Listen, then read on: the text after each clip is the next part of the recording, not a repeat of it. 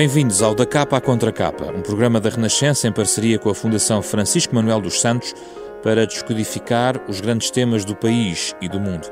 Hoje vamos olhar para a Rússia, 100 anos depois da Revolução, de outubro de 1917, que no calendário que seguimos se assinalou, na verdade, no início de novembro. Foi um dos acontecimentos mais importantes do século XX. A Revolução Russa abalou o mundo, alterou o mapa geoestratégico, mudou a vida de milhões de pessoas, influenciou a política, a economia, a sociedade e a cultura. A Rússia é o tema para a conversa de hoje, no Da Capa à Contra Capa, com José Milhazes e Bernardo Pires de Lima. José Milhazes, jornalista, historiador, viveu quase 40 anos em Moscovo, onde estudou e trabalhou como jornalista para vários órgãos de comunicação social portugueses. Autor de diversos livros, incluindo Rússia e Europa, uma parte do todo, editado pela Fundação Francisco Manuel dos Santos em 2016. O seu mais recente livro é As Minhas Aventuras no País dos Sovietes. E Bernardo Pires de Lima, investigador do Instituto Português de Relações Internacionais da Universidade Nova de Lisboa, autor do livro Putinlândia, editado em 2016, autor também do ensaio Portugal e o Atlântico, editado pela Fundação Francisco Manuel dos Santos. É com eles que vamos debater a Rússia nos próximos 30 minutos.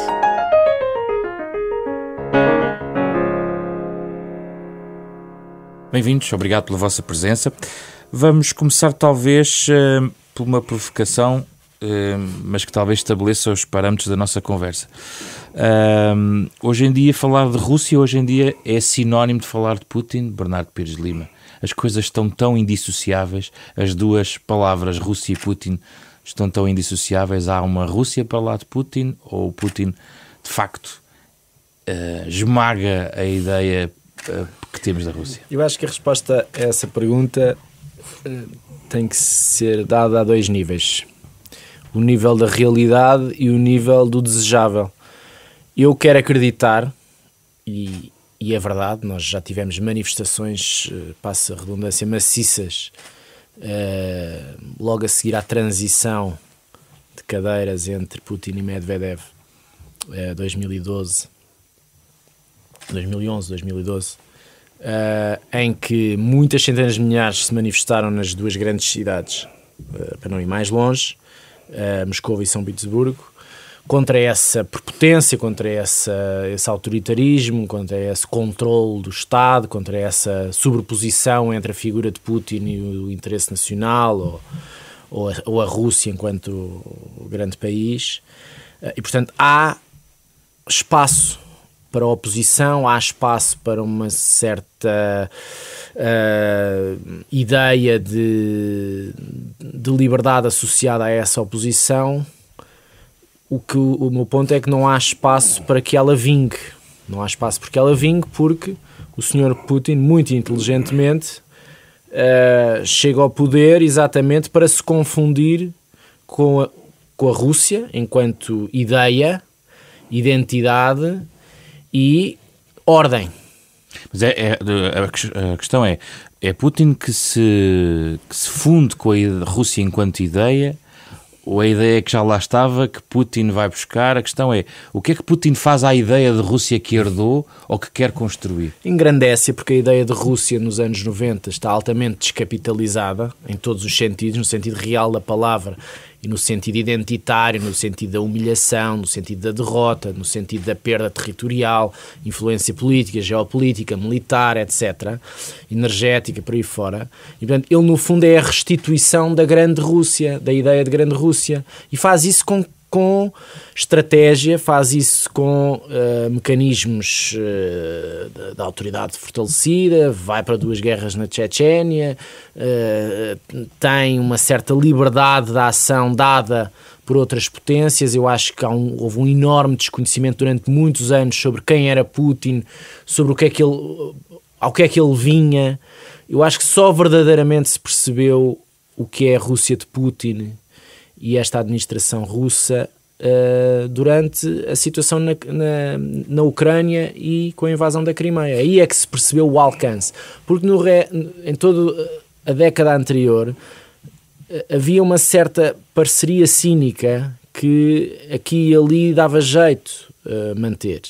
Esta ideia, que é uma ideia que divide muitos europeus, de que é preciso não hostilizar a Rússia, porque a Rússia faz parte da Europa e tem aqui interesses que são também interesses que convergem com muitos interesses de alguns Estados europeus. Há outros que têm, um medo existencial dessa passada russa, compreensivelmente. As viagens todas que tenho feito este ano pelos países europeus, noto um perigoso saudosismo no leste europeu, com diferentes níveis, em diferentes setores. Não é um bloco. O sentimento na República Checa é diferente do sentimento polaco necessariamente, os bálticos idem, mas nota alguma simpatia crescente, e venho agora de Praga há 5 ou 6 dias e assisti no Conselho da Europa ao presidente checo a reconhecer a invasão da Crimeia como um dado encerrado, a apelar ao fim das sanções e, portanto, a querer, de facto, manter uma relação de enorme proximidade e cumplicidade com Moscovo. José Milhazes, esta ideia da tal Rússia que Putin, como dizia Bernardo Pires de Lima, está a cavalgar, e engrandeceu o termo usado por Bernardo Pires de Lima, este sentimento sempre esteve lá nos últimos, anos antes de Putin lá chegar. Isto é uma constante na história russa. Agora, Putin levou essa constante, digamos, materializando-a de uma forma que um tanto ou quanto ridícula. E ele arranjou um marido para a primeira mulher para depois se casar com a Rússia. E hoje diz que Putin não tem esposa porque está casado com a Rússia. E há, nomeadamente, a corte dele que diz Putin é a Rússia, a Rússia é Putin. E é assim? Não é. Claro que não é assim, nem vai ser assim. Porque a Rússia é eterna, Putin não é eterno. E aqui é que se coloca o grande problema. E eu não vejo nesta situação em que a Rússia se envolve eu acho que de uma vez, de cada vez mais desastrosamente em aventuras internacionais que ficam muito caras e em que a própria Rússia não se desenvolve, não se moderniza, nós chegamos a um ponto em que poderá acontecer uma ruptura. Mas essa ruptura não vai acontecer na rua. Uma ruptura económica? Uma ruptura económica, política. A própria elite russa, à velha maneira, antiga, irá resolver o problema de Putin. O que é elite russa à velha maneira, para nós, para quem nos ouve também perceber? É aquilo que se chama a política bizantina. Ou seja, resolve-se dentro da corte se é preciso mudar o rei ou não. E se for preciso mudar o rei, muda-se como se mudou o secretário-geral do Partido Comunista da União Soviética em 1964, quando ele estava a tomar banho na Crimeia. Enquanto estava a tomar banho na Crimeia, o Bureau Político reuniu-se e mudou de secretário-geral. São poderes que subsistem. Exato. E subsistiram nestes 100 anos. Exato. E continua. A Rússia continua, no fim de contas, continua perante um grande dilema. Que era um dilema que se colocava no princípio do século, que se colocou na Revolução, é o futuro da Rússia. Onde é que está? Onde é que está e como é que a Rússia vê esse futuro? E a forma de lá chegar.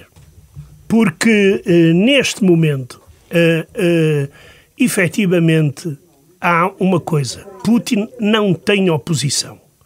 Mas isso aí não é, digamos, uma virtude. Isso é um defeito. Porque foi desaparecendo. Não, ele foi exterminando. É isso? Ele foi queimando. Nós, quando estávamos a falar antes do programa, o Bernardo comparou o Putin a um eucalipto e é verdade, é isso. Destruiu tudo à volta dele. Qualquer tipo de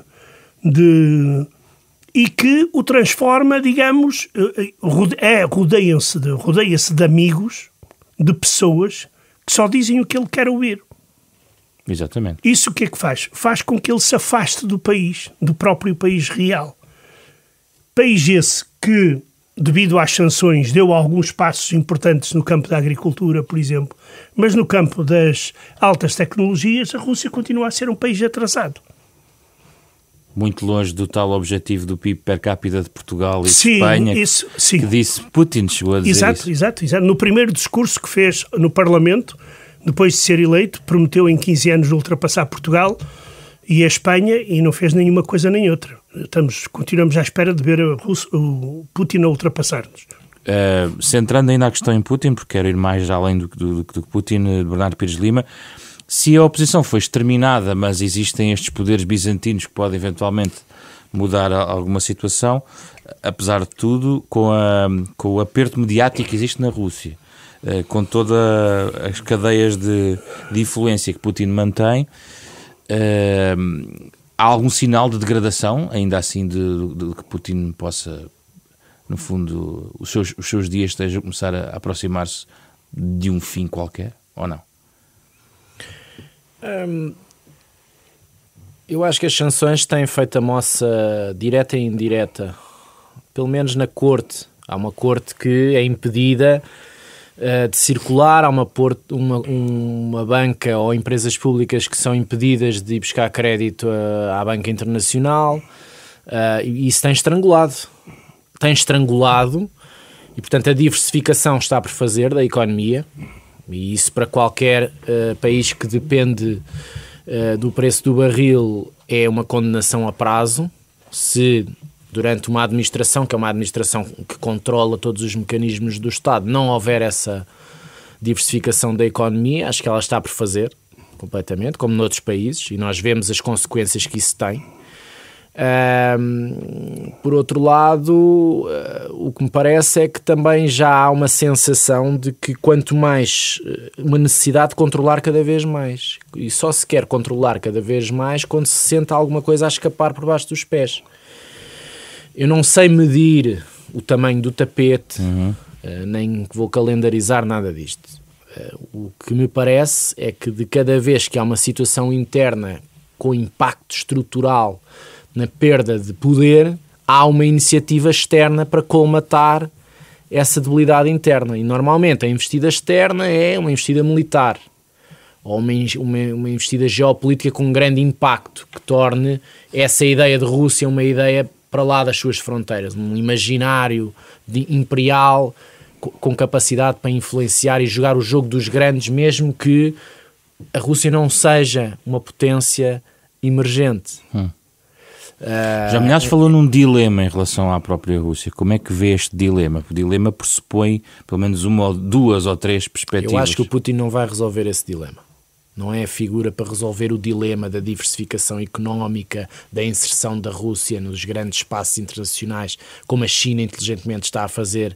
A China tem uma grande estratégia universal através da nova Rota da Seda, que é uma estratégia que sabe ler o que está a acontecer em Washington, sabe ler o que está a acontecer internamente na Rússia, sabe ler os problemas da Índia, sabe ler a sua região e sabe ler as debilidades de todos os pontos onde essa nova Rota da Seda vai tocar, que são pontos frágeis, que precisam de dinheiro fresco, que precisam de infraestruturas, etc. Associado a isso tem uma capacidade diplomática muitíssimo, com uma escola ancestral, não é? E uma economia que a Rússia não tem. Com dinheiro fresco. E é por isso que eu não colocaria. Eu acho que aí, mais uma vez, os BRICS são uma máscara para... Não diria todos, exceto a China, porque a Índia também tem uma capacidade grande, mas o Brasil, a África do Sul e a Rússia, se dizer que são potências emergentes no sentido chinês ou indiano do termo... É uma ideia desatualizada. É uma grande vitória da diplomacia de Brasília, de Moscovo e de Joanesburgo. José Milhares, o seu livro e a sua tese é, no fundo, que o lugar da Rússia é na Europa. Eu não tenho a mínima dúvida. Portanto, o dilema está resolvido para si. Não, o dilema está resolvido, porque eu penso que a Europa sem a Rússia não é Europa. E a Rússia não tem o grande espaço, é que a Rússia neste momento não tem capacidade, como faz transparecer cá para fora Putin e a sua corte, de jogar em termos de igualdade com a China, por exemplo. Não há uma parceria no sentido igual. Há uma política, que o Bernardo falou e muito bem, da China muito bem estruturada e com grande fundamentação económica E existe uma Rússia que pretende ter uma política externa musculada, mas que economicamente continua a ser fraca. Eu não imagino, eu dou sempre este exemplo, eu não imagino os chineses a invadir o Taiwan e ocupar o Taiwan. Eles vão esperar. Agora, a entrada dos russos na Síria, isto é preciso muito dinheiro, mesmo que os russos vençam a guerra, porque é uma daquelas guerras muito complicadas de vencer, se é que é possível. Só que há um motivo para Putin ter ido para a Síria. Sim, mas é preciso ter dinheiro para pagar a fatura depois. É preciso ter dinheiro para integrar a Crimeia, é preciso ter dinheiro para sustentar as regiões separatistas da Ucrânia. Ou seja, é esta política externa que não se coaduna, ou melhor, que não corresponde aos meios económicos da Rússia. Mas o que vemos é voltando à questão da Europa e a Rússia, há um desencontro entre aquilo que a Europa pensa da Rússia e a Rússia da Europa. Eu penso que esse desencontro foi sempre é secular.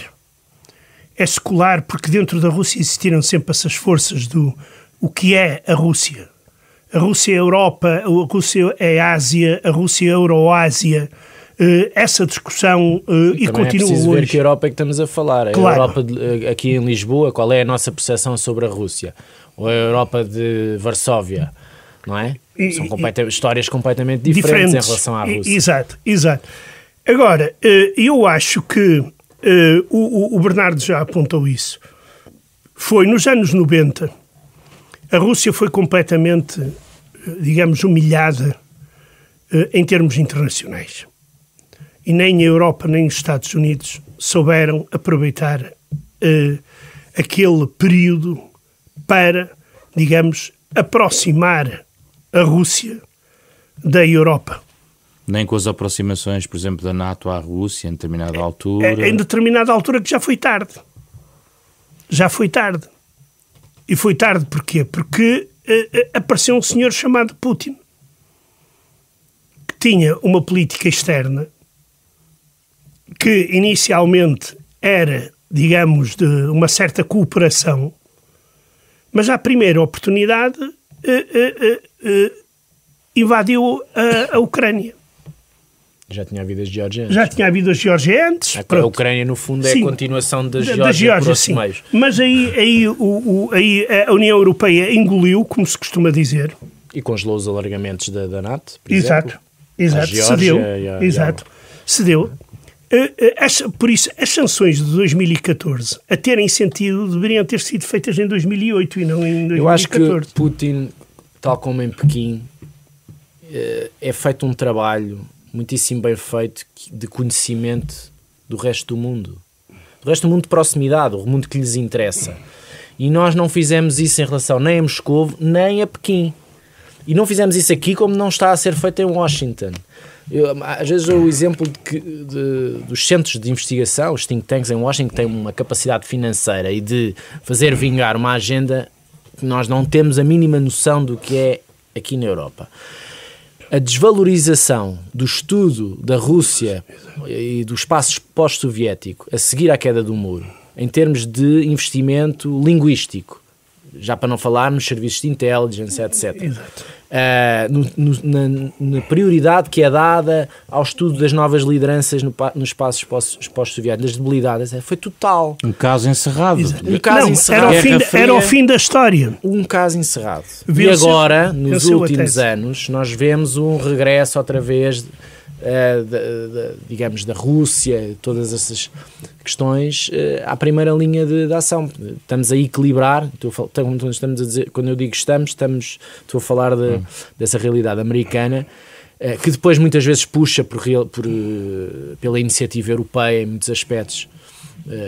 Muita coisa funciona em rede, a equilibrar mais com a prioridade dada ao Sudeste Asiático, por exemplo, com o espaço pós-soviético. Já agora, já Milhares, que papel é que representa hoje em dia os Estados Unidos na psique russa? Porque foi fechado digamos, no ponto de vista da investigação e da diplomacia, fechado, mas não da em estratégia, Moscovo, em Moscovo não foi fechado. Em Moscovo, a propaganda pretende colocar a Rússia ao mesmo nível dos Estados Unidos. A propaganda de Putin. Claro.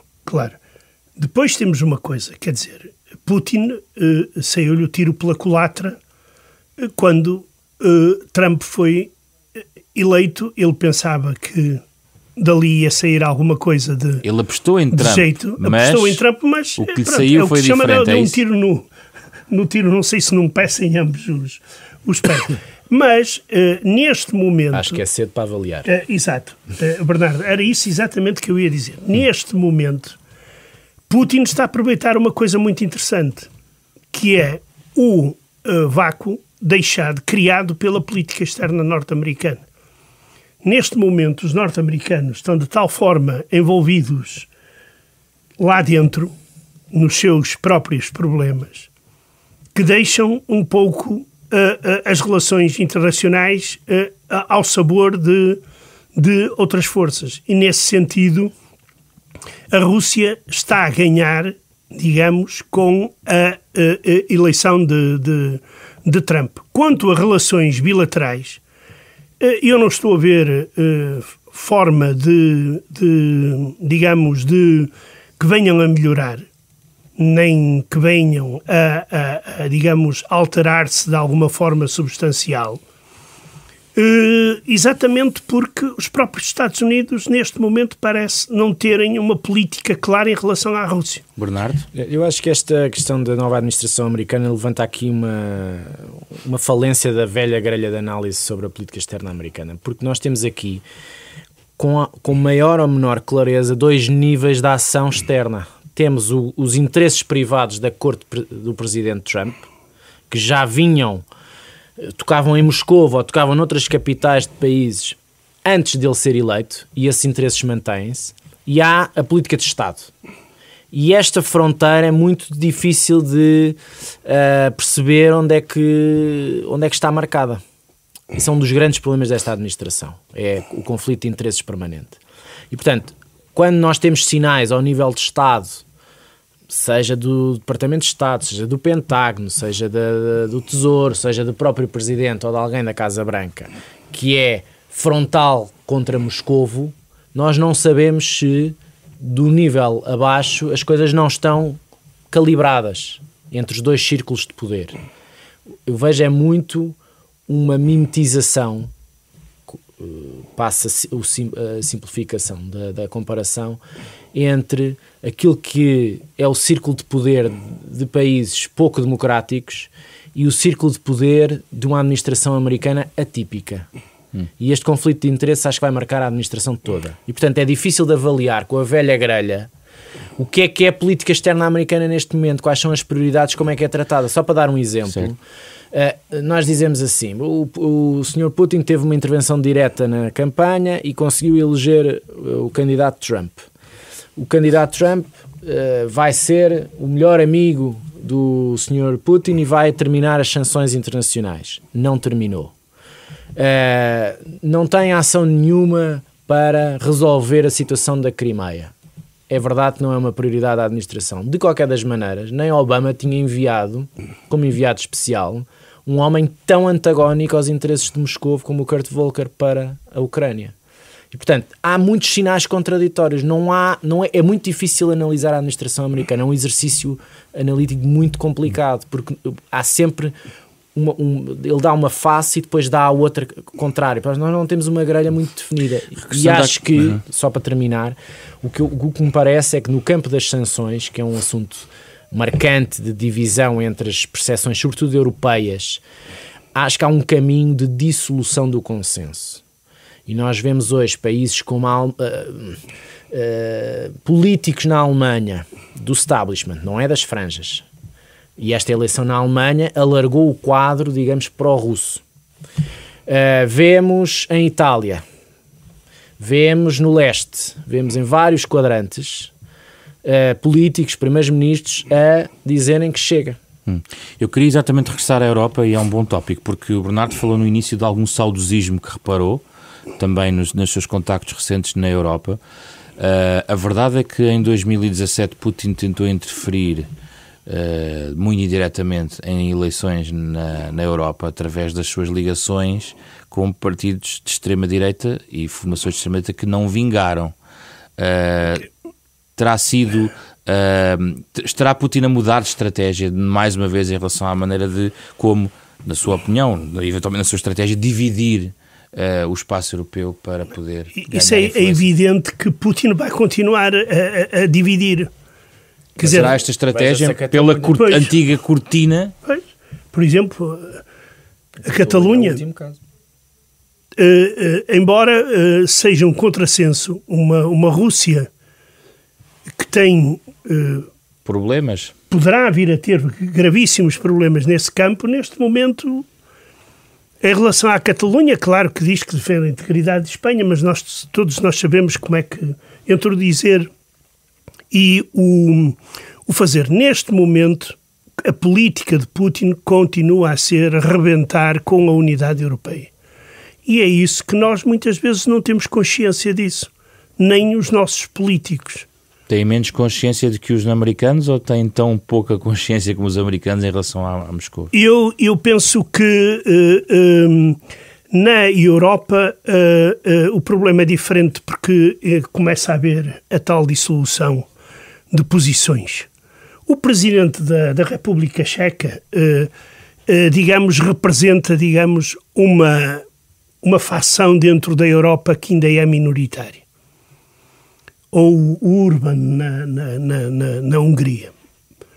Mas há primeiros-ministros insuspeitos, exato, como o Renzi, como o Tsipras, insuspeitos no sentido de que não têm uma agressividade narrativa como o presidente checo. Em relação ao Tsipras, ao Tsipras, mas aí a Grécia, a Rússia é uma coisa mais estrutural. Exato, exato. Já vem de longe. Já vem de longe, pois.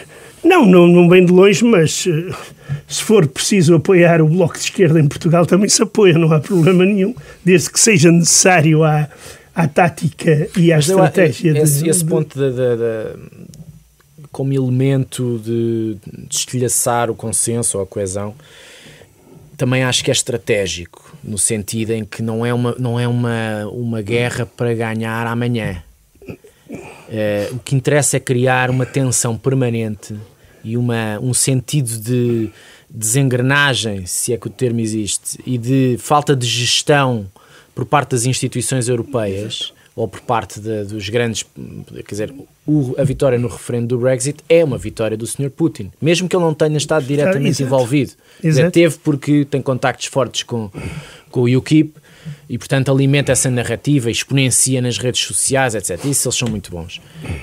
Mas é uma estratégia de médio prazo. Agora, é uma estratégia que entronca num pilar essencial da política externa russa, independentemente da era que estejamos a falar, claro, que é dividir o concerto europeu, chamemos assim. Nós estamos a falar aqui neste programa sobre a Rússia, por causa, naturalmente, dos 100 anos da Revolução Russa, José Milhazes, coisa que não deve agradar a Vladimir Putin.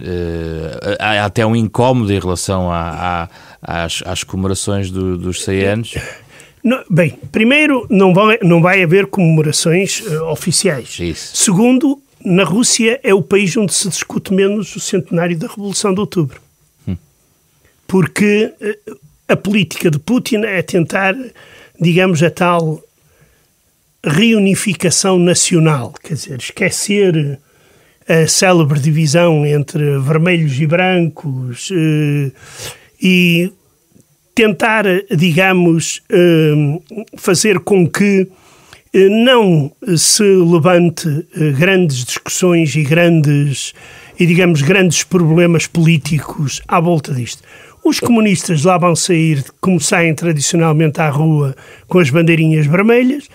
Como os comunistas não são oposição ao Putin, ou são a chamada oposição comprada, Putin não se preocupa muito com essas coisas. Quer dizer, que lá andem, que fazem a manifestação e passaram-se os 100 anos e vamos esperar pelo outro centenário ou por outro... Porque uma agitação como a de 1917, se fosse transposta para 2017... não, isso... colocaria o poder em causa. Sim, mas há uma coisa que as condições eram muito diferentes. Claro, não estou... Estamos 100 anos de diferença. Exato, nós estamos com 100 anos de diferença. As condições são completamente diferentes. Não se vê... Estávamos numa guerra mundial, que é um solo muito fértil para desestabilizações internas, e estávamos num país completamente dividido e arrasado, e onde havia forças políticas de vários setores a funcionar. Não havia um só. O czar foi-se embora, o czar demitiu-se, ou melhor, renunciou à coroa, e aparece uma democracia. Só que essa democracia não se soube defender de um partideco, ou de um partido que era quase insignificante, que pouca gente prestava atenção àquele partido, que era o Partido Bolchevique, que devido à genialidade de Lenin e Trotsky souberam infiltrar-se e tomar conta dos soviéticos, que naquela altura constituíam o segundo poder e cada vez mais se transformou no primeiro poder, e tomaram o poder em 1917. Quando foi a primeira, digamos, o primeiro exame nas urnas, que era em 1918, foi a Assembleia Constituinte, as eleições para a Assembleia Constituinte, os bolcheviques saem completamente derrotados, mas convocaram a Assembleia Constituinte, como tinham prometido, só que a primeira sessão nem chegou ao fim. Correram com a Assembleia Constituinte e nunca mais na Rússia houve eleições pluripartidárias. Acabou.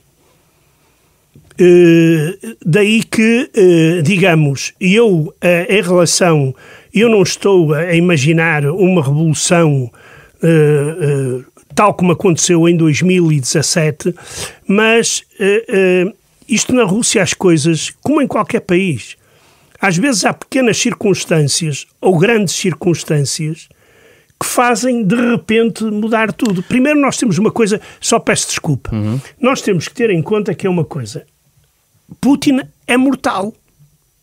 Por isso, algum dia, ele tem que ir embora. E essa é a grande questão. O que é que vai acontecer? Neste momento, uma parte significativa da intelectualidade dos homens de negócios russos já estão preocupados em saber o que vai acontecer se Putin deixar o poder.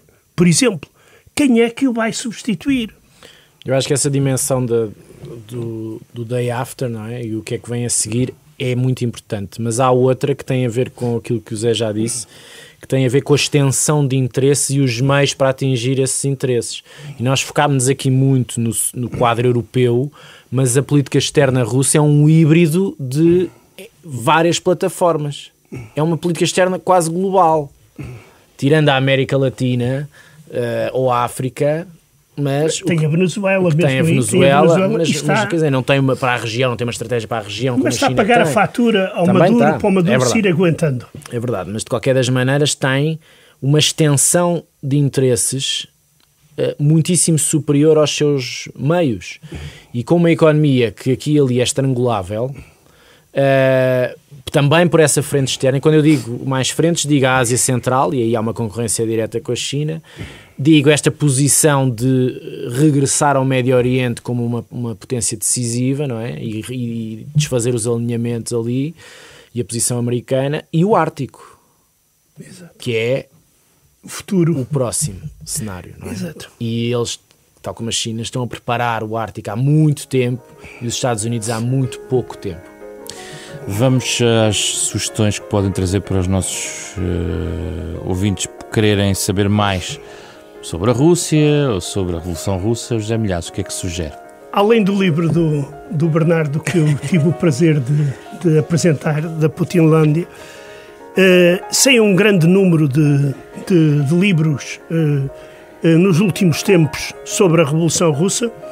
Infelizmente, são praticamente todos traduzidos. A produção nacional, eu só vi em algumas revistas alguns artigos, por exemplo, A Tragédia de um Povo, que acabou de ser editada, ou a Revolução Russa e outros. Mas isto, para não quero fazer publicidade à minha pessoa, parece que fomos nós os únicos autores portugueses a escrever alguma coisa em relação à Rússia. Raquel Freire tem muita coisa. Sim, mas isso não é publicado agora, por altura do centenário. Sim. Por altura do centenário saiu há 2 dias atrás a Antologia do Pensamento Geopolítico e Filosófico Russo entre o século IX e o século XXI, da minha autoria, da autoria de João Domingues. Há um livro que vai sair que não é propriamente sobre a Revolução de Outubro, vai sair em novembro, está previsto para novembro, um livro do Rui Silva Lima, que é O Lobo e a Hiena, uma análise muito interessante das relações entre Hitler e Stalin, que eu penso que trará grandes novidades e terá um grande interesse. Tu, debaixo do meu livro, tens outro livro muito interessante sobre Vladimir Putin, sim, que eu recomendo a ler. É o Novo Czar, do Steven Lee Meyer. Exato, é um livro, é uma obra muito, muito interessante, daí que a única coisa que eu tenho a dizer é que, infelizmente, penso eu, em Portugal se fabrica muito pouco sobre a Rússia, citando fontes russas. Bernardo. Trago 2 coisas muito contemporâneas. Um é um filme que me marcou muito e que, aliás, é o filme que, no fundo, abre o Putinlândia, que é o Leviathan. É um filme de 2014. E um livro de um jornalista inglês da nova geração chamado Fragile Empire, onde ele viaja durante muito tempo pela Rússia, esquecendo-se um pouco de Moscou e São Petersburgo. O título já é elucidativo sobre esse monstro de pés de barro que aqui falámos um pouco. Obrigado pela vossa presença no Da Capa à Contra Capa, um programa da Renascença em parceria com a Fundação Francisco Manuel dos Santos, para ouvir todos os sábados às 9h30 da manhã, na rádio, também na internet, em rr.sap.pt. Pode também descarregar este programa todas as semanas em podcast. A produção está a cargo de Ana Marta Domingos, com o apoio de Rui Glória, Carlos Vermelho e André Peralta. Eu sou o José Pedro Frazão. Este genérico está ainda a ouvir, é da autoria do compositor e pianista Mário Lajinha. Encontramo-nos na próxima semana.